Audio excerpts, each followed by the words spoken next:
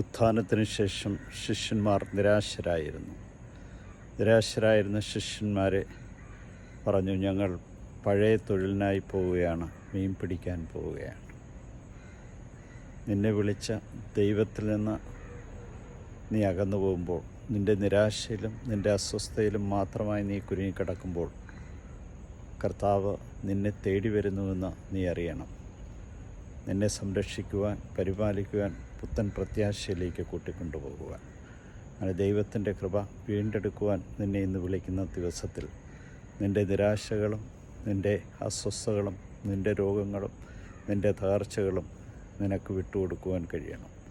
അതിനായി ഇന്ന് നിന്നെ വിളിക്കുന്ന ദൈവത്തിൻ്റെ കൃപയും അനുഗ്രഹവും ചൈതന്യവും നഷ്ടപ്പെടുത്താതെ ജീവിച്ചുകൊണ്ട് അവിടുത്തെ മഹത്വപ്പെടുത്തുവാൻ നമുക്കായി പ്രാതലൊരുക്കി കാത്തിരിക്കുന്ന കർത്താവിൻ്റെ തിരുസന്നിധിയിലേക്ക് കടന്നു ചെന്ന അവിടുത്തെ അനുഗ്രഹം നേടിയെടുക്കുന്നതിന് വേണ്ടി ഇന്ന് നമുക്ക് പരിശ്രമിക്കാം. അവിടെ നിന്നാണ് സർവ്വത്തിൻ്റെ ഉടവൻ, സർവരുടെ അഭയം, സർവരെയും സംരക്ഷിക്കുകയും പരിപാലിക്കുകയും ചെയ്യുന്നത്. ഈശോയെ നന്ദി, ഈശോയെ സ്തുതി, ഈശോ ആരാധന.